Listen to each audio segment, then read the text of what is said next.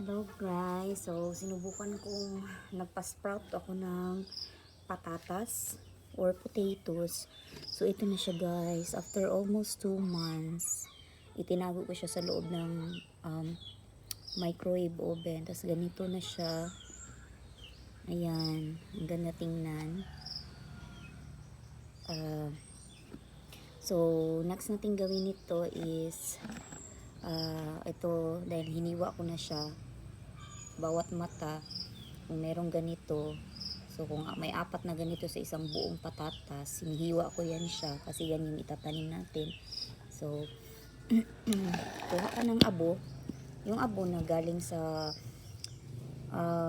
nilutuan mo ng kanin or ano dyan, yung sa abuhan. Alam niyo ba yung abuhan?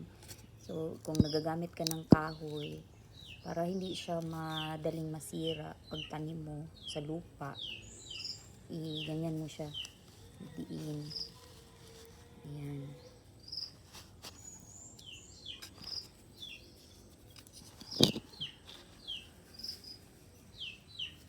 Ayan. So yan yung gawin mo sa lahat ng patatas.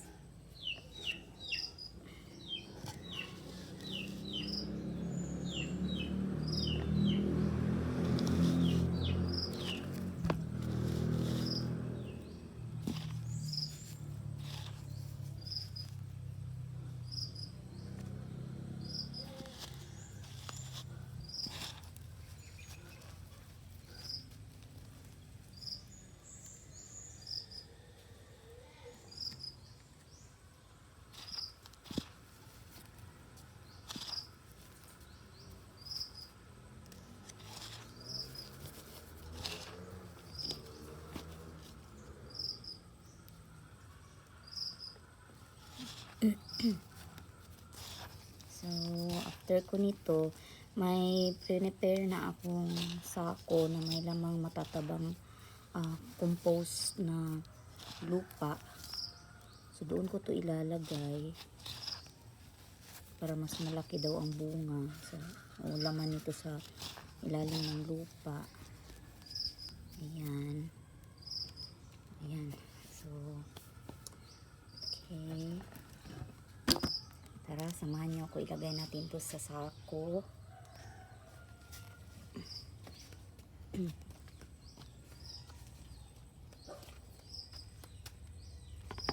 So, bali, meron akong sako. Yan.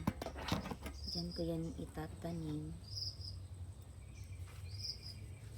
Nilagyan ko ng ganyan, harang, para kapag may manok, hindi siya masira ang ating tanim. So, ganin natin. Lagay muna natin dito. So, ito.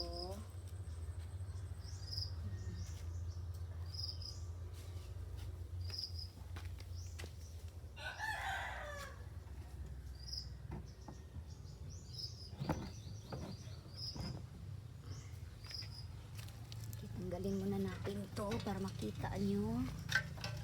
Ang harang kasi. May watermelon din kasi ako dyan. So, ayan. Ito.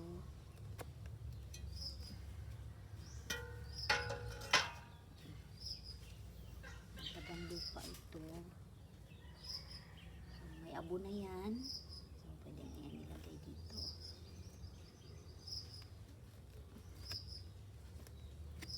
Yung tabunan. Yung siliba. Pipiliin na ako. Ayan ito.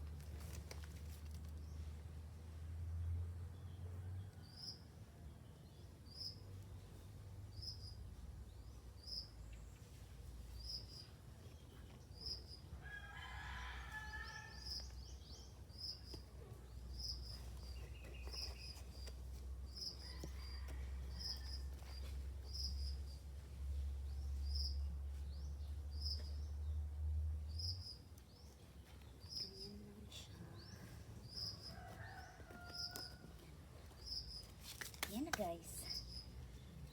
Tapos check natin yan after 1 week o 2 weeks. Anong mangyayari? Yan na muna. Bye!